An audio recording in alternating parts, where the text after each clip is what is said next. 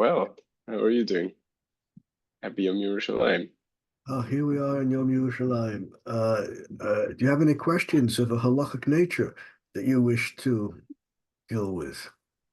Yes, can I ask Oh. a question, please? Rita, yes, Rita. Yeah, can one do oil pulling on Shabbos? Oil pulling, that's when one takes some oil, coconut oil or other oil, and without swallowing it, like move it around in the mouth Mhm. in order to clean the teeth. Well, there are two problems with coconut oil. Problem number one is it melts around room temperature. Like in the winter, it's usually solid. In the summer, it's usually liquid. And changing something from solid to liquid, that's a prohibition of nolad. And therefore, if it's solid, you cannot first make it liquid and then put it in your mouth. That you cannot do.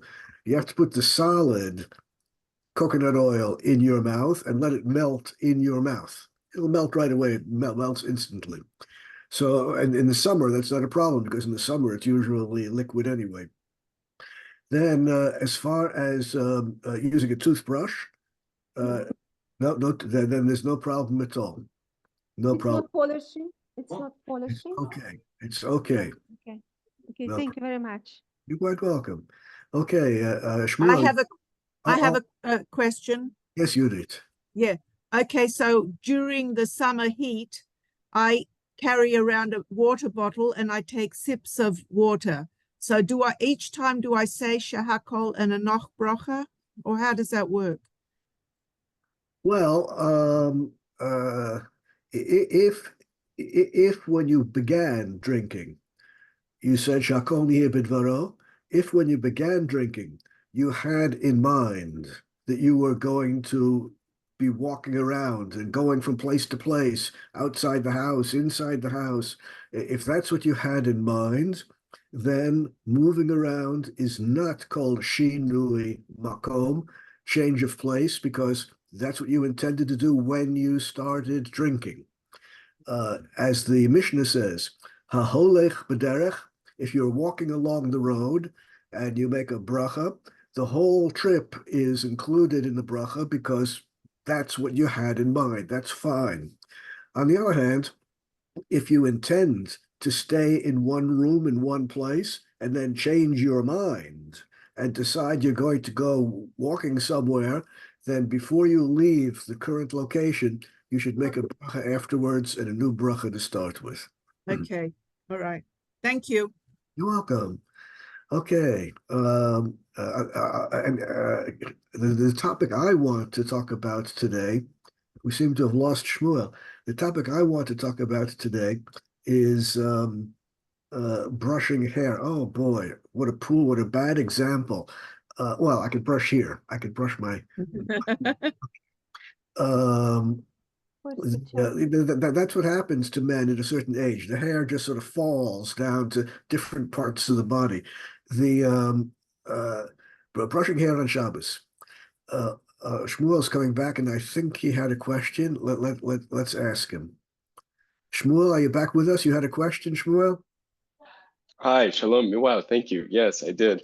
Just curious if there was any Yom Yerushalayim specific, anything we should know about in the halachic nature.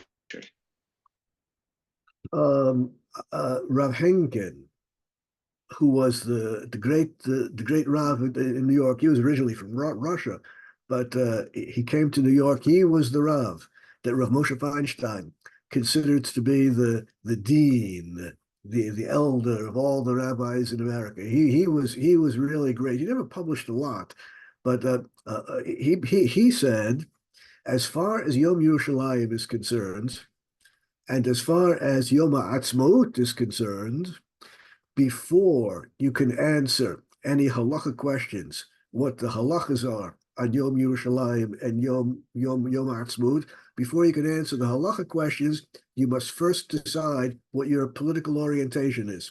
Well, once you've decided your politics, then you'll be able to figure out very quickly what the halachas are. I'm very partial. I like Rav Henkin's approach.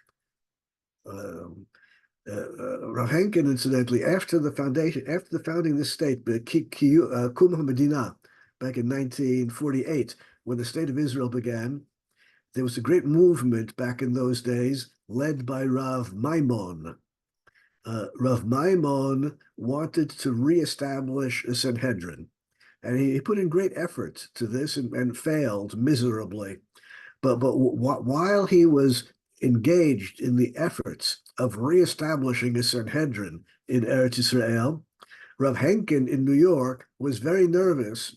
Rav Henkin was afraid that Rav Maimon might succeed and there might actually be a Sanhedrin. And if there would be a Sanhedrin, Rav Henkin said, of course, they're going to call for me to be a member. And then I am going to have to decide cases of capital punishment. I'm going to have to decide who gets the death penalty and who doesn't. And that makes me very nervous. When the whole effort to reestablish the Sanhedrin collapsed, Rav Henkin sighed a great sigh of relief. Well, I'm off the hook on that one, he said.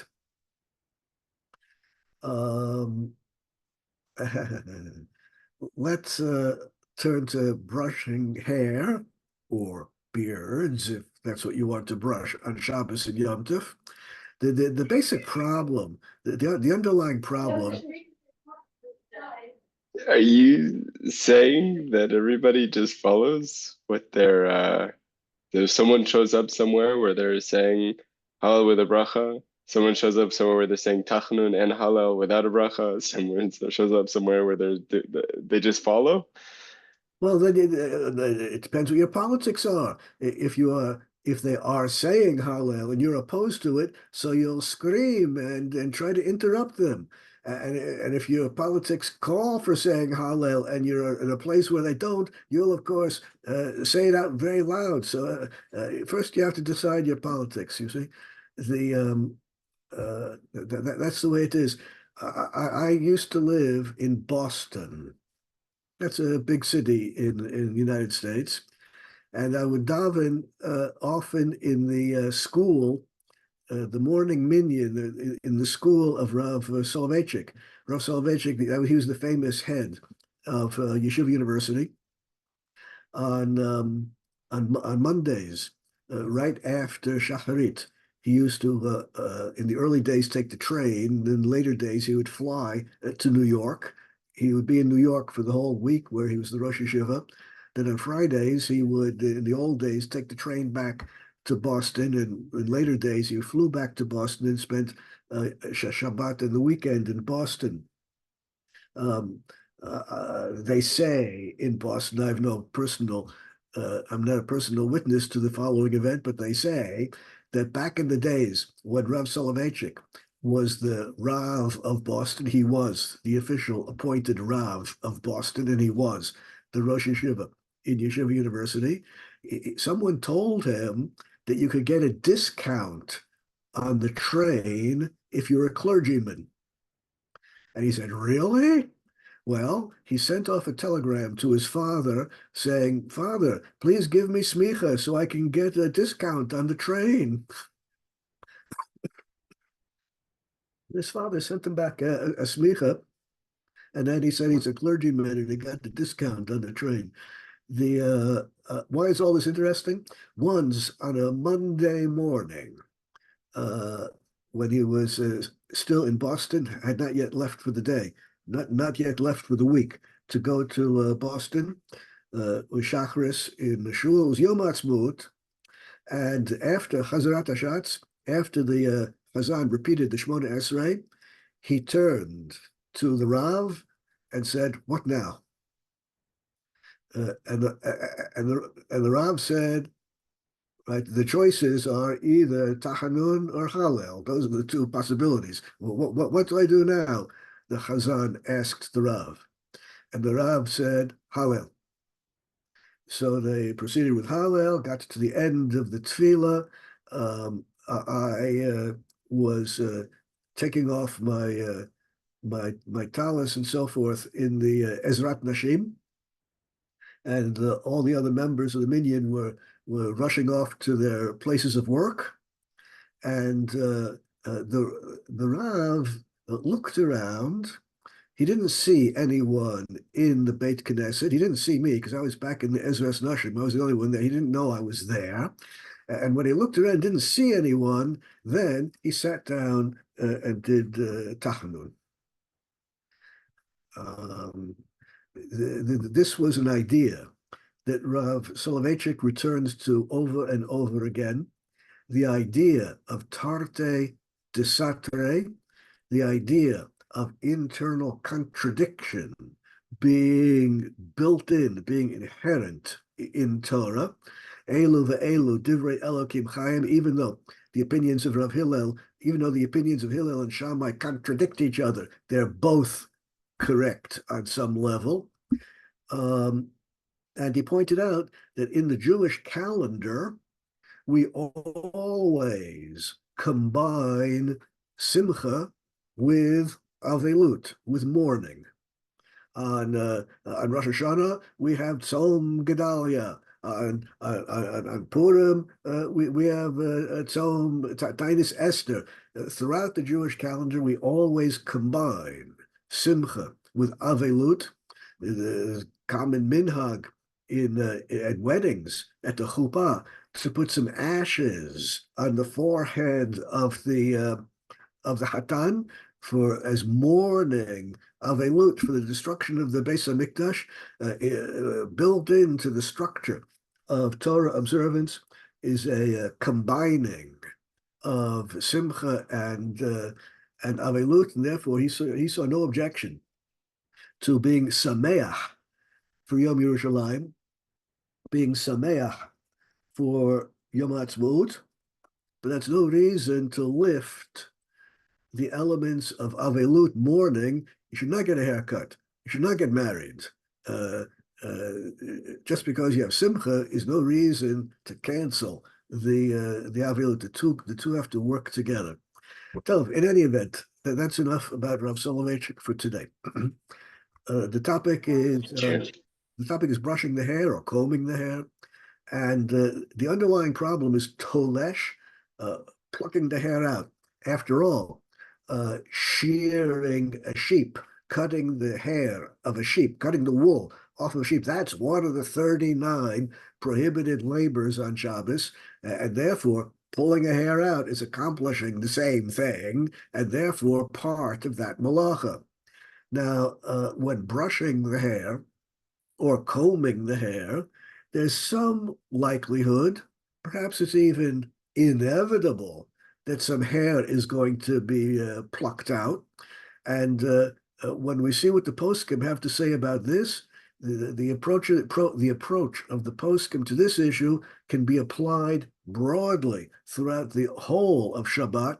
What to do in any situation in Shabbat where your action, what you're doing, might lead to a malacha, might lead to a prohibition happening, might not. Maybe it's certain, maybe it isn't. Well, let's see what the poskim have to say about this.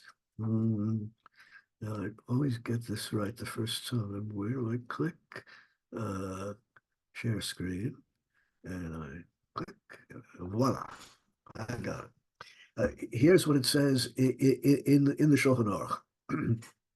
This is the text of the Shulchan Aruch. Mutar lelech al gabe asabim. It is permitted to walk on grass on Shabbat. You can walk on grass on Shabbat. Bein lachim, bein yeveshim, doesn't matter whether the grass is wet, it just rained, or the grass is dry. Doesn't matter. That doesn't matter. You're allowed to walk on grass, kevan, because eino mitkaven litlo. You have intention to pluck the grass out of the ground, which would be analogous to plucking the hair out of the head. As long as you don't have kavanah, as long as your intention is not to uproot the grass, all is well. Let me add a footnote at this point. There's another prohibition of Shabbat of digging holes in the ground. You're not allowed to dig holes in the ground. And if you run on grass or even just walking on sand or mud is going to make an indentation, is going to make not a hole, but a little hole in the ground. Is that okay? Well, the Tosafot distinguishes between two cases. The Tosafot refers specifically to the case of a wheeled vehicle. We think of a baby pram or a baby carriage or something like this, a wheeled vehicle. Back in the days of the Tosafot, pushing it on mud or on soft earth, it's going to make a rut. Is that the prohibition of choresh, plowing the ground? The Tosafot distinguishes as follows, and all of the great subsequent embrace the approach of the Tosafot. What is prohibited is digging the ground out and removing the ground, leaving a hole behind, pressing the earth down and making a depression. That's not choresh, that's not plowing. Plowing removes earth from the telem, from the furrow where you're plowing. And therefore, if you're walking along on mud or soft earth and you're making an impression, your shoes, maybe you're barefoot, you're making an impression in the mud or in the soft earth, you're just pushing the earth down, not scraping it out. Now, if on the other hand, well, this, of course, would never happen in the real world. But if hypothetically someone were playing baseball or American football or something like this on grass, then you might very well not only tear up some grass, you might make a rut. You might make holes in the ground. Well, the Shulchan Aruch has just taught us as long as it's eino mitkaven, as long as you have no intention to violate Shabbos, all is well. The Mishnah Brura explains, these are the words of the Mishnah Brura, Mashma Gemar, this implies, the conclusion is, Afilu im asabim hem arukim, even if the grass is very long, high grass, v'hu holech yachef, and you're walking barefoot without any shoes, asabim regilim lichiyot nibikim ben kishrei etzvotav, and if the grass is very tall and you're walking barefoot, the grass is going to get caught between your toes. That's inevitably going to happen. Afilu hachi, nonetheless, mutar, it's permitted, delav psik reishehu, because it's not inevitable. It probably is going to happen. It probably will happen, but it's not inevitable. It's possible to walk on the grass without picking up the grass, as long as that's possible, and you do not intend to do it. Even if it happens, all is well. Lachein, therefore, afilu im yitlosh gam ein isur alav, even if some of the grass gets uprooted, you did nothing wrong. Now, if you think about it for a moment, this seems on the surface to be quite analogous to brushing the hair or combing the hair. Well, maybe you're a very unusual person, and maybe you do intend to rip out your hairs, but most people don't, right? As long as you're like most people and not intending to rip out your hair, this sounds perfectly analogous and should have the same leniency. Now, the Shmirat Shabbat Kilchata, which is, I suppose, I'm quite sure the single most popular handbook of Hilchot Shabbat nowadays, he quotes his Rebbe, Reb Shlomo Carlebach, as saying as follows: Im marbe lalechet al gabe desha, if you walk a lot on the grass, Vadai sheyitlosh esef ba'achat mepsiotav, then at some point you're surely going to uproot grass. A few steps, maybe yes, maybe no, you don't care, permitted. But if you're going to walk a lot on the grass, it's bivadai you're going to uproot. It's certain that you're going to uproot grass. Nonetheless, Makom Makom, Aleinu Ladun Al Kol Psial Binifrad. We have to judge each step you take individually. In any one step you take, you might or might not uproot some grass. And as long as you do not intend to do so, that step is permitted. And similarly, the step after that, and similarly the step after that, even though you know for sure that after 100 steps, at some point it's going to happen, doesn't matter. We judge each step individually. If you make believe I have hair when I demonstrate. If you brush your hair rigorously for a long time, then of course a hair is going to be torn out. But we don't judge it that way. We look at each individual stroke with the brush. If each individual stroke with the brush might or might not uproot a hair, and of course you don't want to do that, all is well. Autopsia and psicretia, in each individual step or each individual brush, each individual movement of the brush, it's not a psicretia, it's not inevitable. Okay, that is the opinion of Rav Shlomo Carlebach, and that is the opinion embraced by Shmirat Shabbat Hilchata, which, as I said, is surely the most popular and the most influential handbook of Hilchot Shabbat today. Let's go one step further. The Gemara in Shabbat says as follows: a Nazir. What is a Nazir? We have encountered Nazirim before in these Shiurim. A Nazir is someone who took an oath, number one, not to consume grapes or any product of the grape. Number two, not to come in any contact with tum'at mate, not to come in any contact with human cadavers or anything which will convey tum'ah, ritual impurity from a cadaver. And number three, not to cut the hair or any hair on the body. Those are the three elements of the oath of a Nazir. As I've pointed out in the past, Nazirut has become quite popular nowadays on college campuses. You don't know anything about it. University. It's like a yeshiva, but instead of Gemara, they study other stuff there. And if you visit one of these college campuses, you will see how popular Nazirut has become. The men there never cut their hair. They never visit a cemetery, and they drink prodigious quantities of beer so as to avoid any wine or product of the grape. So this is apparently quite in mode nowadays to be a Nazir. Well,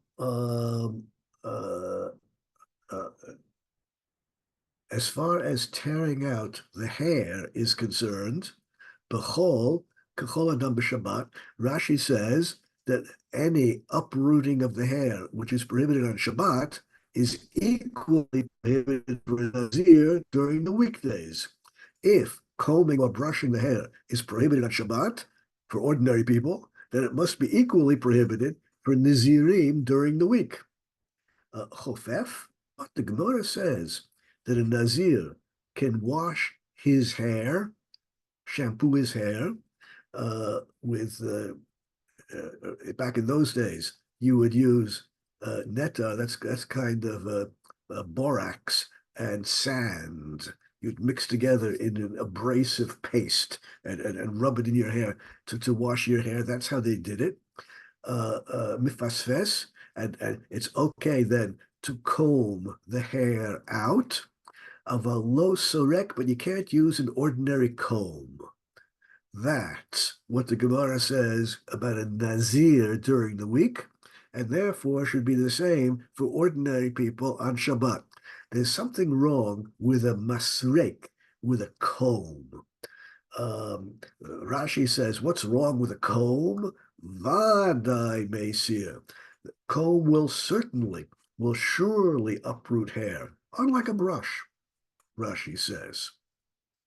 Well, according to Rashi, the way Rashi understands the Gemara, whether we're talking about a Nazir on Shabbat or ordinary people, whether we're talking about an ordinary person on Shabbat or a Nazir during the week, uh, uh, brushing the hair seems to be unobjectionable, but combing the hair, no, because that's vadai, surely going to uproot hair. Now, this approach of Rashi, and this is how Rashi understands the Gemara. So, as far as Rashi is concerned, this is the meaning of the Gemara. Combing the hair is prohibited always for Nazirim, and on Shabbatot for everyone. Now, Rashi is not the only one who is strict about combs. The Rivash, medieval Spain, writes, Bivadai shamechabed et habayit eino mashver gumotav. You don't know about this. In the good old days, houses did not have floors. Back in the good old days, the houses had walls and a ceiling, but the floor was just the dirt. It was just the earth on which the building stood, right? And therefore, there could be holes or ruts in the ground, and the ground had to be swept regularly to flatten it out, to even it out. That's something which you had to do at least once a day, sweep the floor so that it would be even and more pleasant to live like that. And the Rivash says, if you sweep the floor, it's not so long ago that houses had dirt floors. I live immediately next door to Kiryat Ungvar. Ungvar was, well, still is, a big city in Hungary, and used to have a very large Jewish community. And my mother-in-law is from Ungvar. And once when she was coming to visit us, we rented for her an apartment to stay in while she was visiting, right next to where we live in Kiryat Ungvar. And she said, oh my, yes, I know all about Ungvar. I grew up there. And well, we come by taxi from the airport. We get out of the taxi, and I'm accompanying my mother-in-law. My wife and myself are accompanying my mother-in-law to the apartment where she's going to stay.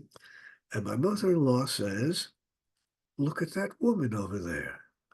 She is wearing a tichel exactly like the women in Ungvar used to wear. Amazing. And then we come into the apartment that she's renting, and she says, this is not like Ungvar. We had dirt floors. We had dirt floors, which of course have to be swept regularly to keep them flat and even. And the Rivash says, if you sweep the floor on Shabbos, you inevitably are going to be evening out the floor, and that's on Shabbos prohibited. You don't want any indentation left in the floor. You want it to be even. Afal pikein, nonetheless, have a psik reisha kevan she'i efshar b'li hashvat achat mehena. Bottom line, the Rivash prohibits sweeping the floor on Shabbat, and you'll notice that neither Rashi nor the Rivash are looking at each individual motion of the broom. They're looking at the whole activity of sweeping the floor. They're not looking at each individual activity of brushing the hair. They're looking at the whole activity from beginning to end. And if it's psik reisha, inevitable from beginning to end that something is going to go wrong and Shabbat will be violated, then you're not allowed to do that, according to Rashi and according to the Rivash. Now, this expression, which we're using all the time, psik ratio, I'm sure is familiar with everyone, to everyone. There you have it typed on chat, psik ratio. The origin of the expression is in the Gemara. On Shabbat, once upon a time on Shabbat, a child was complaining. The child wanted a toy to play with, and there was no toy handy for the child to play with. So what did the father do? The father grabbed a chicken and cut off its head. And now the child has a toy to play with. I never knew whether the child was supposed to play with the body of the chicken or the head of the chicken. I never knew which was the toy. But what the father said was, I had no intention. I had no kavanah to kill the chicken. I didn't want to kill the chicken. All I wanted to do was cut off its head. That's all I wanted to do. I didn't want to kill it. Well, you see, since killing the chicken inevitably results from cutting off its head, then halachically it's all the same. You cannot say, I have no kavanah to violate Shabbos when the violation is inevitably going to occur. Now, as far as this specific example is concerned, example from the Gemara, modern research has cast some doubt on it. There's a famous goat experiment, which was performed here in Yerushalayim, in Hadassah in Karam, around 25 years ago. The experiment was initiated by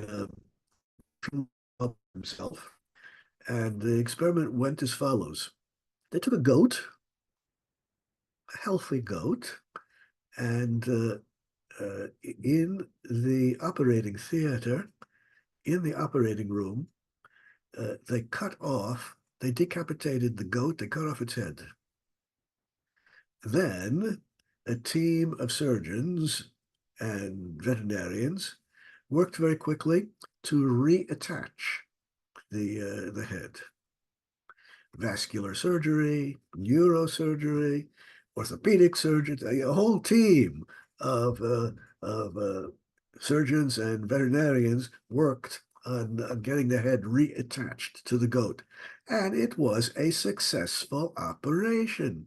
The goat continued to live for 3 or 4 months, and indeed even gave birth to a baby goat, which casts some doubt on whether or not it's truly inevitable that cutting off the head will kill a goat. And well, chickens, no reason to think chickens are any different. In any event, the underlying concept is clear.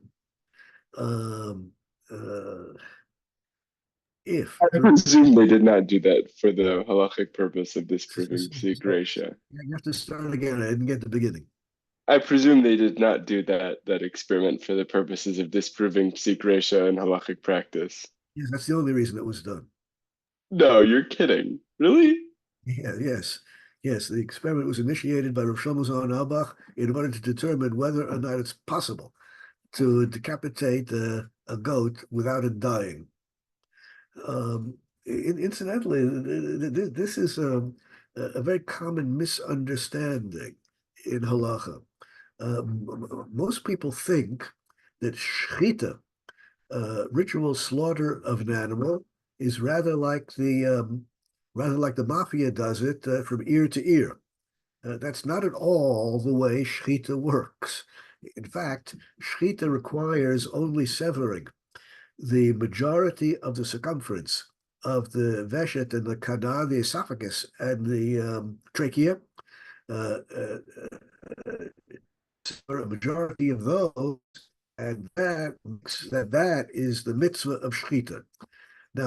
Now, of course, as far as humans are concerned, this is a common surgical procedure which takes place several times every day in every major hospital.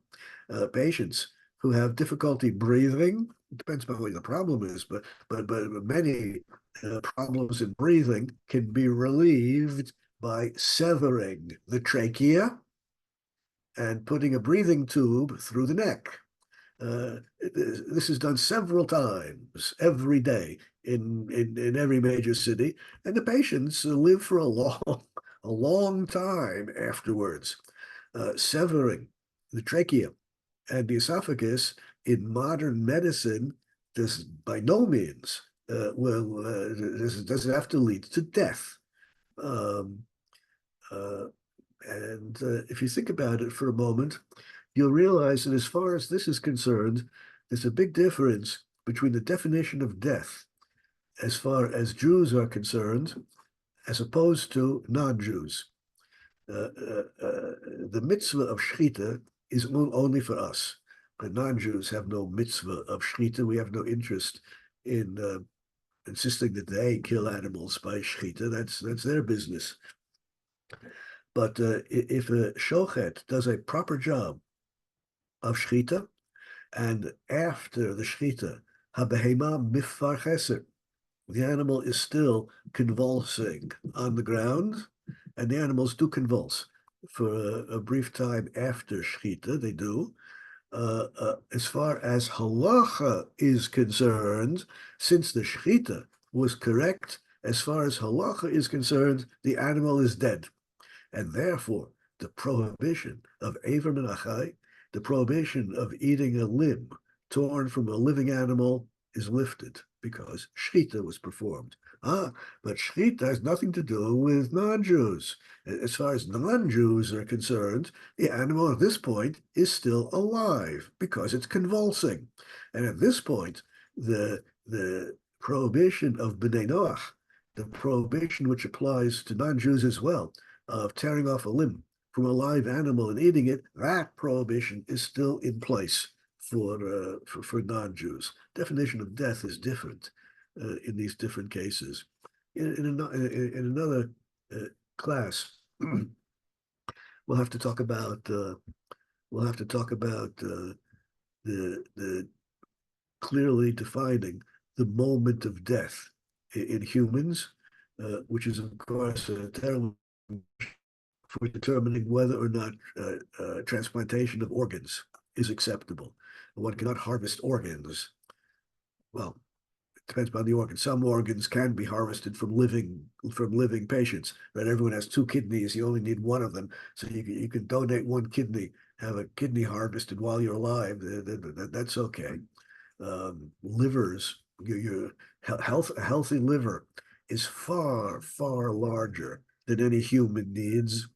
A human liver harvested from a deceased donor can be divided easily into 3 or 4 parts and then implanted into easily 3 or 4 different people. You don't need such a big liver.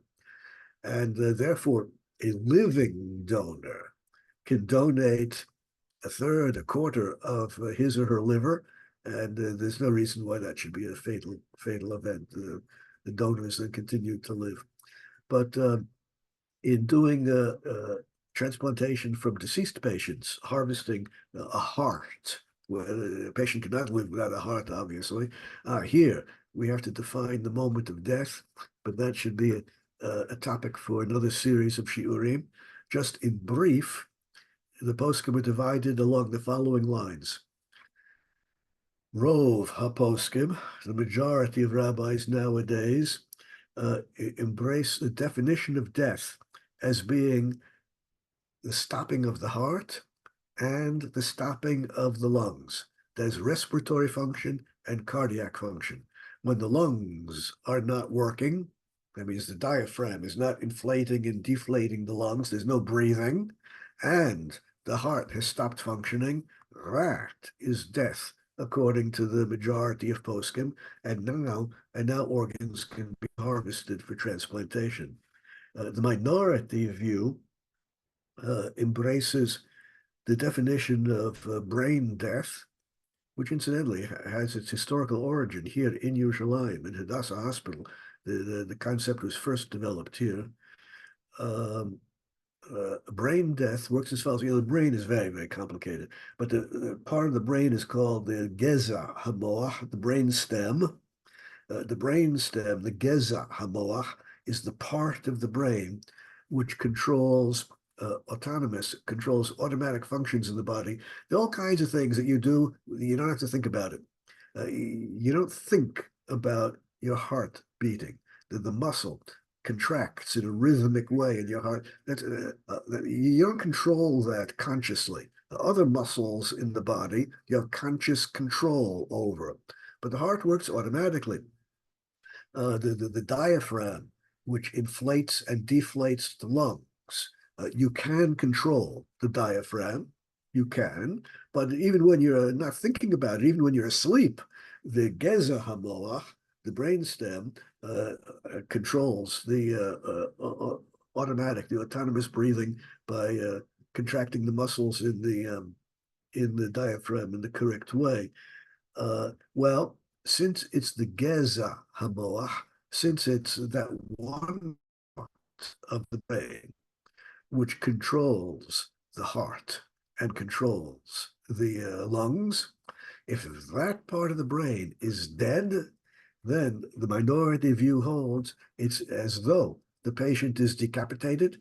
It's as the patient has the halachic status of being dead, even though the heart and lungs are still working, because there's a pacemaker, which is giving an electrical charge to the heart, making it contract, because there's an artificial ventilator inflating the lungs, and all kinds of reasons, mechanical reasons, why the patient is still breathing and why the heart is still working. But if the brain stem is dead, then halachically, the patient is dead and organs can be harvested. This is the minority view of poskim, leaving only the question of how to determine that the brain stem is dead. And again, this was a method developed here in Yerushalayim. There's a positron emission test, a PET, positron emission test, the PET test, which works as follows. You know, there are different isotopes of carbon. And you know that the sugar molecule has a lot of carbons in it. That's why when you burn sugar, it turns black, because there's a lot of carbon in the sugar molecule. And you also know that every cell in the body requires some sugar to survive. People don't understand the levels of sugar. In an ordinary healthy body, you have maybe at any given time, you have maybe two, maybe three teaspoons of sugar circulating in your body at any given time. It goes down a little bit if you're exercising vigorously.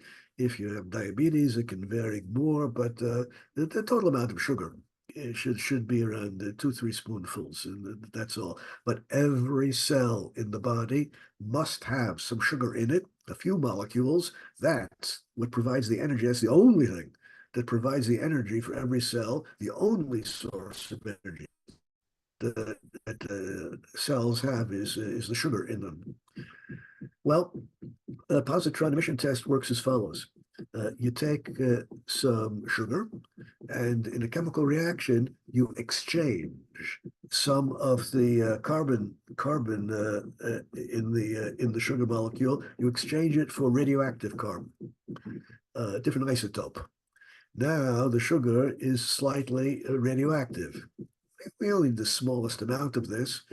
You inject that radioactive sugar, glucose more specifically. You inject the glucose into the patient. The radioactive sugar circulates through the whole body, and any living cell will absorb a few molecules. Deceased, dead cells will not. After injecting the patient with radioactive marked glucose, you just have to wait a few minutes for the glucose to circulate through the whole body, and then X-ray the patient's body, and you'll see right away which parts of the body are glowing and which aren't. Those which are glowing on X-ray, well, the radioactive marked sugar has been absorbed into the cells, and where you have shadows, we have dark areas in the body. They're dead. And so, if the death of the brainstem can be established by a positron emission test, then the minority of poskim hold that is sufficient to permit harvesting organs. Okay, what do we have so far? Some tension between the thinking of the poskim. On one hand, we have those who are more lenient and permit doing whatever you're doing on Shabbat, as long as it's not inevitable that every stroke of the brush, every stroke of the broom, as long as each one is a suffix, maybe it will result in a prohibition and you don't care, you're allowed to do it. That's against Rashi and the Rivash, who hold that we don't look at each individual stroke of the brush. We don't look at each individual sweep with the broom. We look at the whole activity together. And if in the whole activity together, the prohibited result will vadai certainly occur, then you're not allowed to do it. Now, in the Sefer Nishmat Shabbat, written by a Hungarian rabbi who lived in New York after the Holocaust, he distinguishes between combing hair, where, in a sense, the whole activity can be considered one action, and therefore the Rivash will call that psik resha and prohibited, as opposed to walking on the grass. Walking on the grass, we can view each step individually. What's the difference? The difference between them is that in brushing the hair or sweeping the floor, of course, you're going to do a complete job. You're not going to stop in the middle, unlike walking on the grass. Who says you're going to walk any further? Who says you're going to walk any further on the grass? You might jump to another area to continue your path. There, it's not there. We look at each individual step one at a time. That's the way the Sefer Nishmat Shabbat distinguishes between the cases. Let's go one step further. What is meant when we say it is impossible to perform an action without the prohibition resulting? What do we mean when we say it's impossible to cut off the head of a chicken without killing the chicken? What is meant when we say it is impossible to do a thorough job of combing the hair without uprooting a hair? What is meant when we say it is impossible to sweep the whole floor without evening out the floor at one point or another? We have to define efshar. What does it mean that it's impossible to do something without a certain result? Well, in the Shilta Giborim, Italy, early modern times, and this is a position quoted by many of the poskim, he relies on the Rashba, who in turn relies on the Ran and the Maggid Mishnah.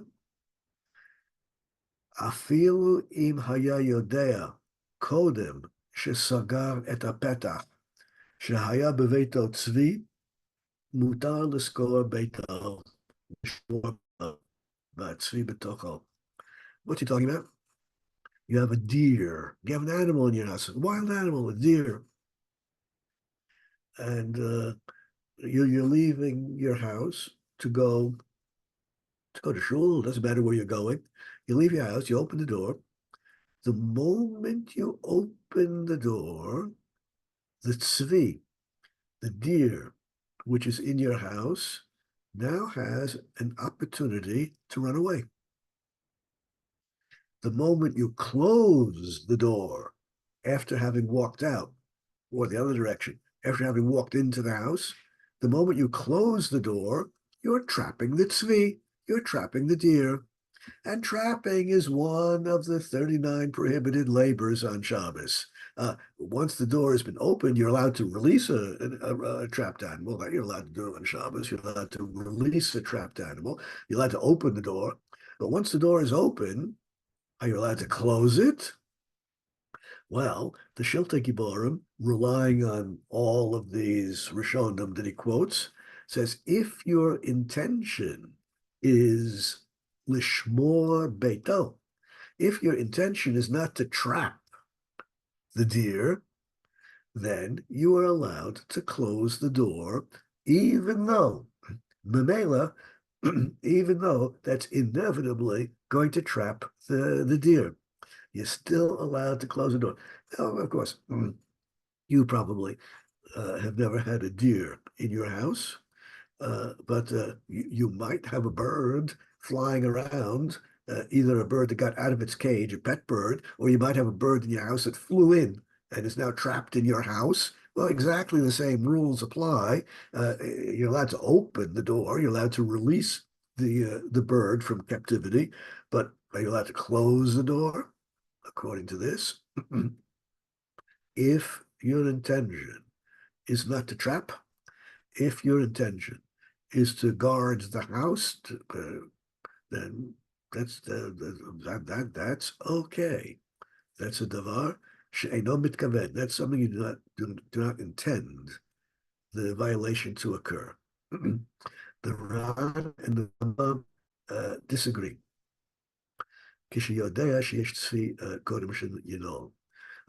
to the Rambam, according to the Ramban and the Ran, if you know that there is a deer in the house, or you know that there's a bird or a bat or some other wild creature in the house, if you know that, then they disagree and say, Af al pi shemiskarven l'shmirat habayit, even though you're not intending to trap the animal, well, still, that's what you're doing. And closing the door is inevitably going to trap the animal. Well, here we have a machlokes between the Rishonim. Emet, ki kula hizo. Ani katavti b'chidushai. The Shiltei Giborim says, following the lenient opinion is a great leniency. Kol ma'aseh she'efshar lasot zulata psik reisha az afilu avid osa b'maisa afilu b'psik reisha shari. How to apply this halacha? Shiltei Giborim says as follows. If what you're going to do will inevitably result in the violation of Shabbos, but you could have done what you're doing in a different way that will not inevitably violate Shabbos, then it's okay. For example, you close the door. Well, you didn't have to close the door. You didn't have to open the door in the first place. You could have climbed up onto the roof and entered the building through the skylight. That wouldn't release the deer and wouldn't trap the deer. It has nothing to do with the deer. Since it's possible to get into the house without trapping the deer, now you can do it by just opening and closing the door as long as you have no intention to trap the deer. That's the approach of the Shiltei Giborim, which is then embraced by many subsequent poskim. Let's look at a few other views. Helkas Yoev, he was one of my favorites. 19th century Poland. He quotes this Shiltei Giborim that we just talked about, and he says, "Lo dami l'chol psik reisha she'osa b'maisa b'yado mamish." He says, closing the door is a little bit different than ordinary trapping of an animal. Ordinary trapping of an animal requires that you grab the animal by your hands or use your feet to push the animal into a cage. Usually, trapping an animal requires some direct application of your forces, your body, to the animal itself. Here, closing the door is far away from the animal. This is you're not dealing directly with the animal. According to the Helkas Yoev, that's the difference between the apparently conflicting opinions. Combing the hair, well, you're dealing exactly with the hair, and therefore if in the course of the whole combing, you will uproot hairs, prohibited. Unlike walking on grass or trapping the animal, where you're not actually directly involved in the resulting prohibition of Shabbos. This view is embraced by the Levushay Mordechai, also embraced by the Yeshua's Yaakov. Bottom line, this is a common approach. According to this very common approach, one should not comb the hair on Shabbos, because that will inevitably, in the course of combing, uproot a hair. What can you do? Use a soft brush. Have a soft brush where it's possible to brush the hair without uprooting a hair at all. That is the single most popular view. We see a whole list of poskim who embrace this view. Now, we have to make one more step in understanding what it means that it's impossible to do something without the prohibition resulting. What if it's karov, almost impossible? What if it's almost impossible to do what you're doing without the prohibition resulting? Well, the Magen Avram says, according to the Shiltei Giborim, again, he's basing himself on the same thing. B'kol makom, in any event, despite what the Shiltei Giborim taught us, ein la'akel. We cannot accept the leniency of the Shiltei Giborim. Why not? Because hine nira lehenya shamagen Avram eino doche et divrei Shiltei Giborim ela she'ein lahakel. We cannot accept the leniency of the Shiltei Giborim, because even if it's not inevitable that the prohibition will result with each individual stroke of the comb, still it's karov, it's close to being inevitable, and that's enough to prohibit combing the hair. The Elia Rabbah similarly is unhappy with the Shiltei Giborim, and therefore also rejects it. Bottom line, the leniency of the Shiltei Giborim exists, and those who rely upon it, well, I can smile at them. They're using a comb or a brush to brush their hair as long as each individual stroke is not uprooting hair. But anyone who wants good advice would be in accord with the majority, long list of poskim we've seen today, and therefore prohibit using the comb, either because each stroke is karov, close to violating Shabbos by uprooting, or since in the course of combing the hair, at some point, you're sure that hair will be uprooted. So good advice would be to refrain. Those who are relying on the Shiltei Giborim, yesh al mi l'smoch, they have whom to rely upon. You have any questions at this time?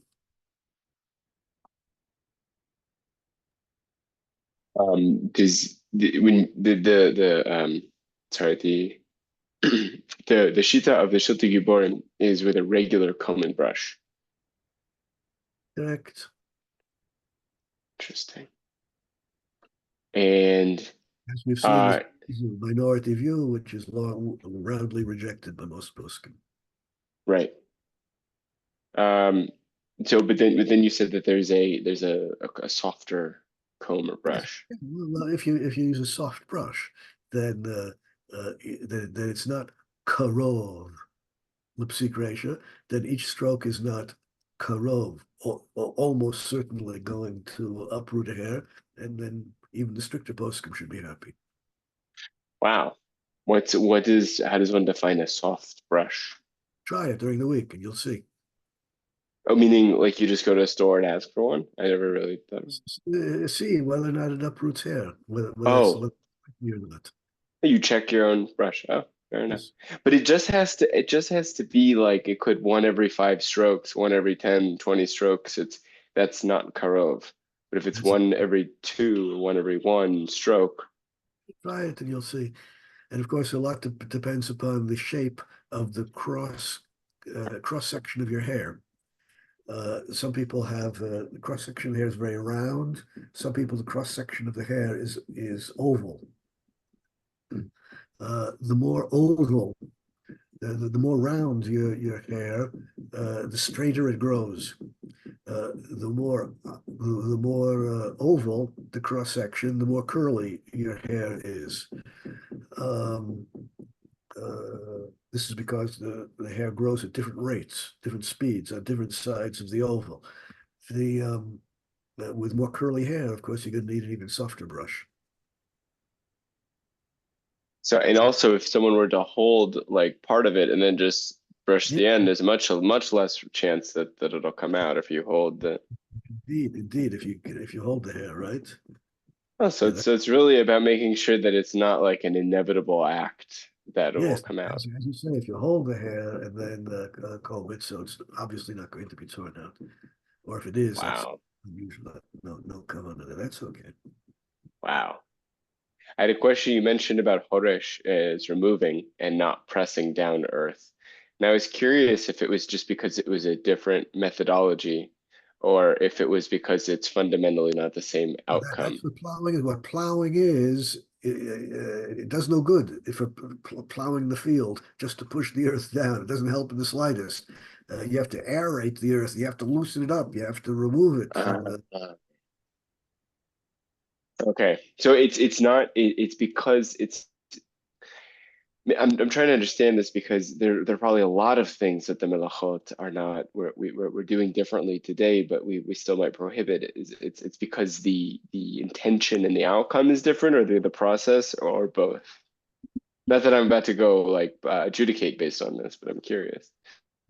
Yeah, well, according to the Magen Avram, and this is the minority view, anything which you do in a different method than was done in the Beis HaMikdash is not a Torah violation. It's only a rabbinic violation. For example, his example, they used to grind flour and pepper with a grinder by hand. If instead you use a modern crank-operated mechanism, that's not the way they did it, and therefore, according to the Magen Avraham, that's only Asur D'Rabbanan. This opinion exists, but it's not widely embraced. So then if someone were to, according to him, if someone were to be, well, I guess the question is, if someone pushes an agala over the grass, is it even derabanan, or it's not even a problem at all because it's not choresh at all? Not a problem at all because it's not choresh. Wow. Thank you. Also, Okay. your thing about the sugars, that's why we have rogalach and cake at every event and gathering, and that's why we have fruit, so we can keep everyone, alive, give everyone cells sugar. That's the secret. Humans do not require any sugar at all. You can be perfectly healthy without swallowing a single molecule of sugar. Your body converts carbohydrates are converted into sugar with great speed, largely before you have swallowed the carbohydrates already turned into sugar. Experiment yourself to take a piece of matzah, which has no sugar in it at all, or take some spaghetti, which has no sugar in it at all, zero, put it in your mouth, chew it, hold it in your mouth, and within seconds, you'll feel it begin to turn sweet. The saliva in your mouth has already largely turned the carbohydrates into sugar. It gets down into your stomach. That procedure is completed very, very quickly. So all that rogalach is not really helping. No. Not at all. Thank you. Okay. Have a Thank good you very week and a much. safe week. Good week and a safe week and a Shabbat Shalom. Happy Yom Yerushalayim. And look forward to seeing you all again next week. Next week is what day of the week is Shavuos? Well, if it's Shavuos, we're not going to have class next week. Otherwise, we will. Shavuot is on Wednesday. Shavuos is on Wednesday, so we're going to have to skip next week. Okay. Be well. Thank you. Bye-bye. Bye-bye. Bye-bye. Thanks, Rav Fink.